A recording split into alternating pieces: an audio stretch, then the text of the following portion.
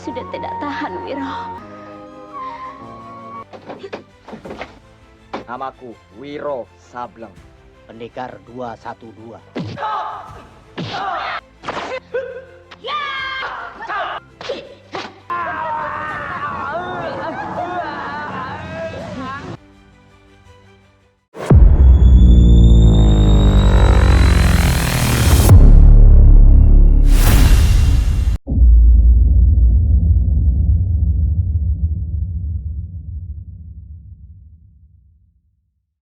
Cerita dibuka dengan seorang pemuda yang lari ketakutan di tengah badai hujan. Rupanya ia dikejar oleh dua orang wanita yang nampak marah kepadanya. Aku rasa dia belum terlalu jauh larinya. Celaka kalau kita belum berhasil meringkusnya. Kedua wanita tersebut lalu menyatroni sebuah gubuk. Salah satu dari mereka lalu menghajar si empunya gubuk. Dan yang satunya lagi menghadang pemuda buruannya tanpa panjang lebar. Kedua wanita ini pun lalu menghajar pemuda tersebut hingga tak berkutik lagi.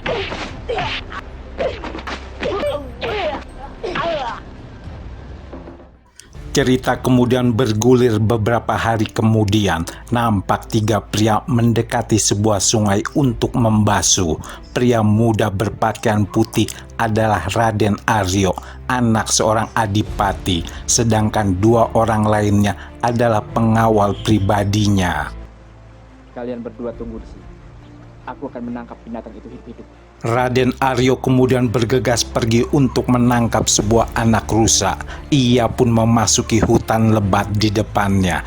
Nampak binatang incarannya berlari menghindar. Raden Aryo yang tak mau kehilangan buruannya ini pun langsung mengejarnya.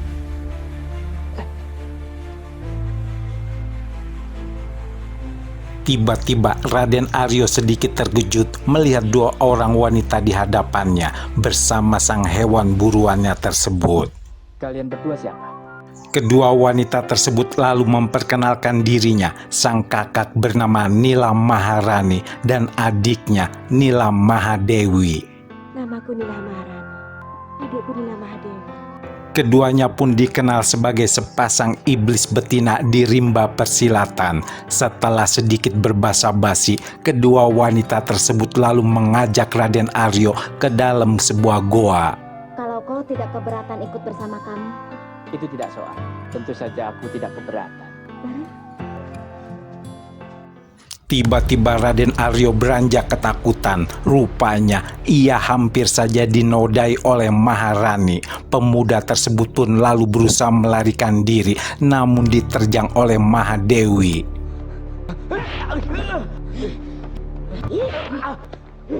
Naas, Raden Aryo dimangsa oleh sosok binatang besar yang menyerupai laba-laba.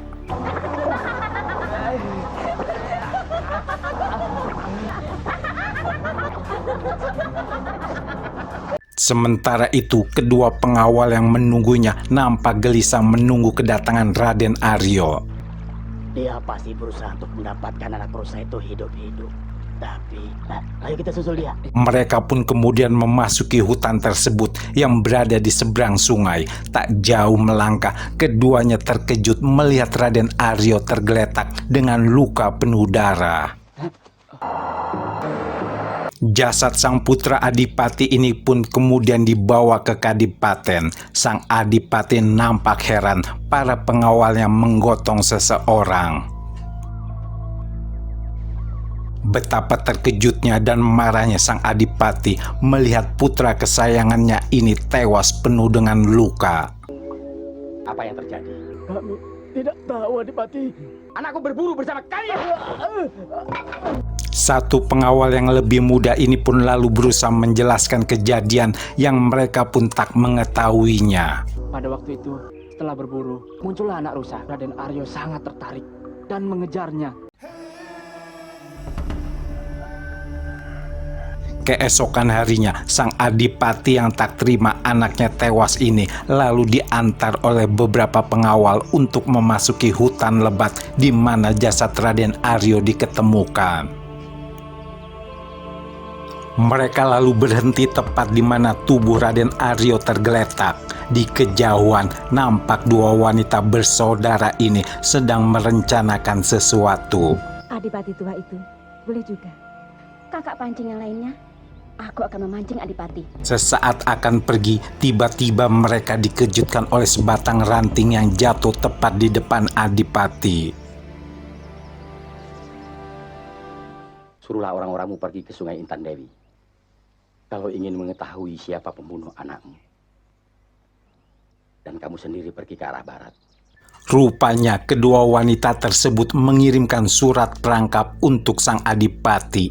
Adipati ini pun lalu memerintahkan para pengawalnya untuk menunggu di seberang sungai. Kalian tunggu di sungai. Baik, Adipati. Tak lama berjalan jauh ke arah barat, sang adipati mendengar teriakan minta tolong dari seseorang. Aduh, tolong. Aduh. Melihat wanita itu terus merintih kesakitan dan minta diantar ke rumahnya, sang adipati ini pun lalu membopong Mahadewi menuju ke sebuah goa, sebuah perangkap yang tak ia sadari. Itu rumahku. Walau dirinya merasa bingung dengan goa yang dijadikan rumah oleh wanita yang dibopongnya ini, sang adipati merasa tak curiga. Ia lalu membaringkan tubuh Mahadewi di ranjangnya. Siapa kau sebenarnya? Namaku Nila Mahadewi. Setelah berbasa-basi, adipati bergegas pergi. Namun Mahadewi tak ingin mangsanya ini pergi begitu saja. Duduklah di sini. Aku sendirian di sini. Tubuh sang adipati pun langsung diterjang hingga tak berkutik lagi. Begitu lama. Jangan-jangan terjadi sesuatu. Ayo kita susul Adipati. Mereka pun bergegas memasuki kawasan hutan kembali. Di sebelah sana, Pak. Salah satu pengawal tersandung lalu menunjukkan sesuatu kepada para pengawal lainnya. Tewasnya sang adipati sampai juga ke telinga seorang nenek sakti yang merupakan guru dari kedua wanita iblis tersebut. Ia pun menghadang para mantan muridnya ini untuk memberinya pelajaran. Hei, murid murtad, jangan lari. Ya! Terjadilah perkelahian antara guru dan kedua muridnya ini. Sang guru nampak kewalahan. Ia terkena senjata rahasianya sendiri yang dilemparkan balik oleh muridnya ini.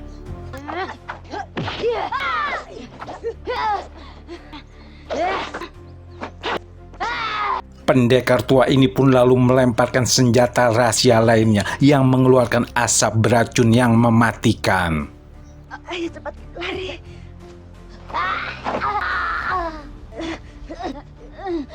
Sepasang iblis betina ini pun dengan tertati-tati menuju goa untuk mendapatkan obat penawar yang mereka miliki.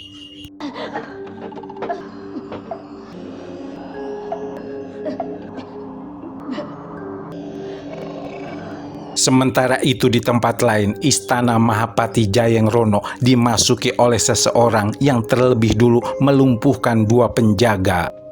Kalian harus siap-siap. Sebentar lagi Mahapati Jayenggrana akan menggeledah kamar Sri Baginda.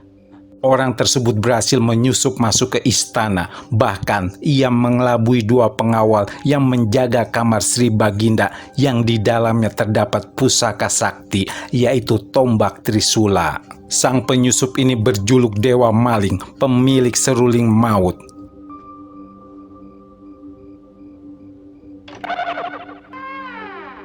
Ia lantas mendekati tombak pusaka dan langsung meraihnya. Saat yang sama, kedua pengawal yang dibohongi itu kembali lagi.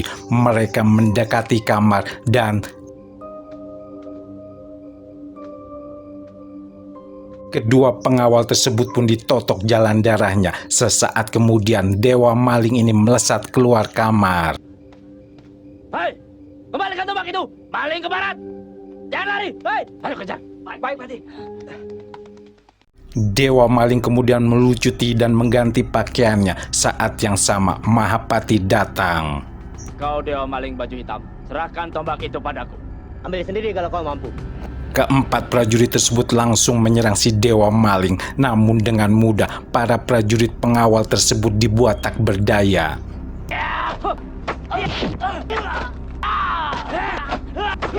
Mahapati pun lalu dengan pedangnya menerjang Dewa Maling. Hunusan pedangnya berhasil ditangkis sang lawan. Bahkan ia mampu merebut kembali pusaka kerajaan tersebut.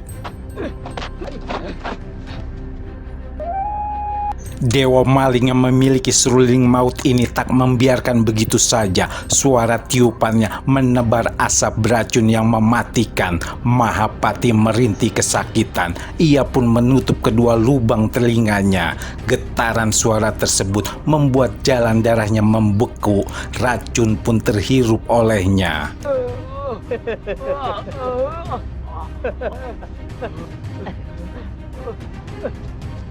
Setelah Dewa Maling pergi membawa tombak pusaka, muncul seorang pemuda berbaju putih. Pendekar muda ini pun lantas menyalurkan tenaga dalamnya ke tubuh Mahapati.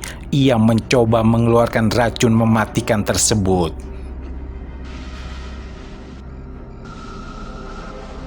Sang pemuda adalah Wiro Sableng yang berjuluk Pendekar 212. Ia pun lalu menuliskan pesan di sebuah daun. Mengenai tombak Trisula, tidak usah khawatir, dapat aku kembalikan dalam waktu yang singkat.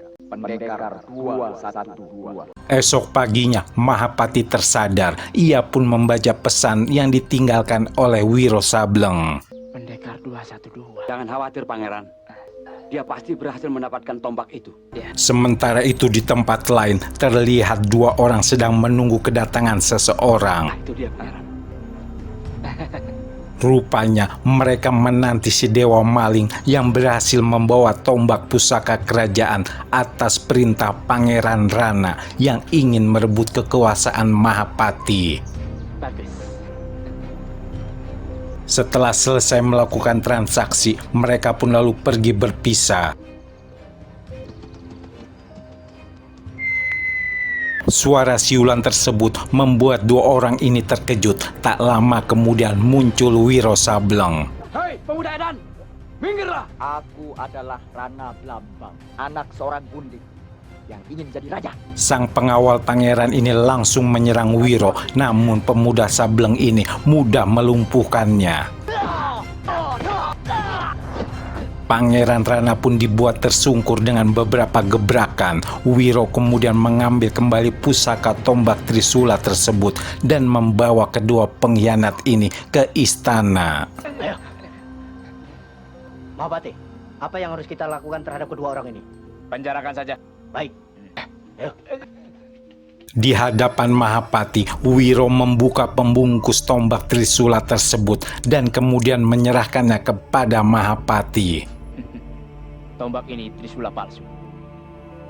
Maafkan saya, Mahapati. Nyatanya, tombak yang asli masih dipegang oleh si Dewa Maling. Ia sengaja menghantarkan tombak palsu tersebut ke Pangeran Rana Blambang.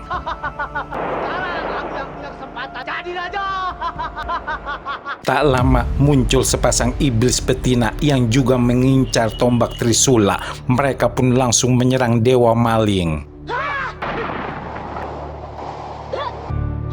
Terjadilah pertarungan sengit antara tiga pendekar dari rimba hitam persilatan ini. Kedua iblis betina mencecar si Dewa Maling. Bahkan Maharani berhasil merebut tombak tersebut.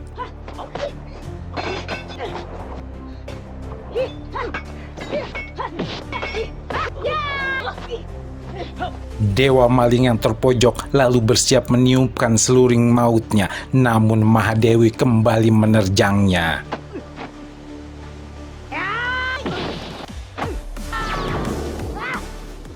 Kita terpisah juga.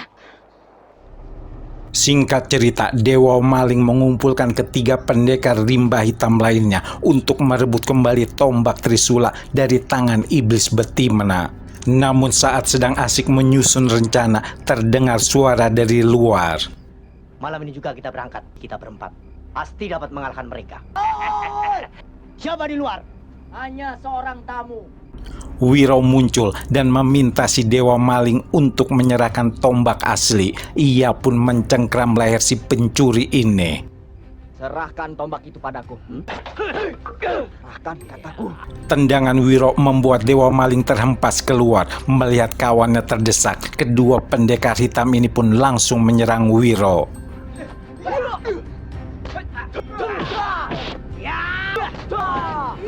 Pendekar 212 ini dengan santai melayani serangan demi serangan yang menghampirinya. Kehebatan olah kanuragan Wiro di dunia persilatan tak lagi diragukan. Satu persatu lawan-lawannya dibuat jatuh bangun dan tersungkur. Dewa Maling lalu mengeluarkan seluring mautnya. Wiro pun tak mau kalah. Ia melemparkan senjata saktinya, kapak maut 212.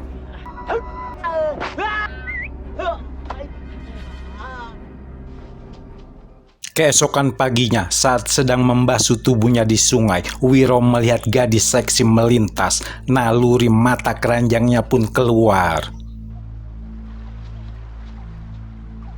Ia mencoba mengejar gadis tersebut yang nyatanya adalah Mahadewi, salah satu si iblis betina.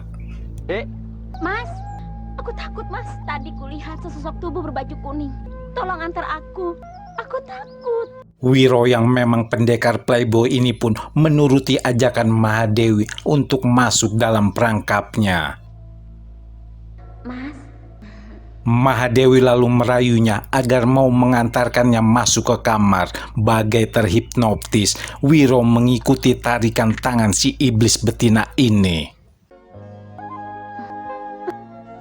aku sudah tidak tahan, Wiro. Bibir Mahadewi menyosor bibir Wiro. Pendekar 212 nampak tersadar dan marah.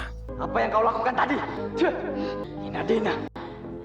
Wiro pun berlari untuk keluar, namun Mahadewi mengejar dan langsung menyerangnya kembali. Wiro terpaksa melayani terjangan demi terjangan.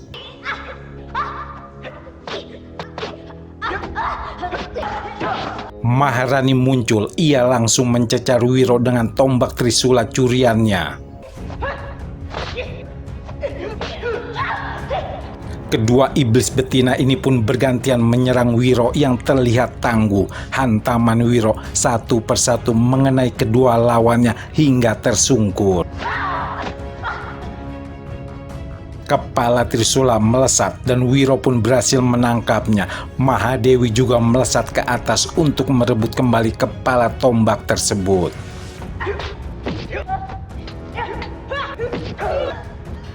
Wiro lalu melemparkan kapak saktinya. Kedua pasang iblis betina ini berusaha lari menghindar, namun tanpa mereka sadari terperangkap ke mulut binatang monster peliharaan mereka sendiri.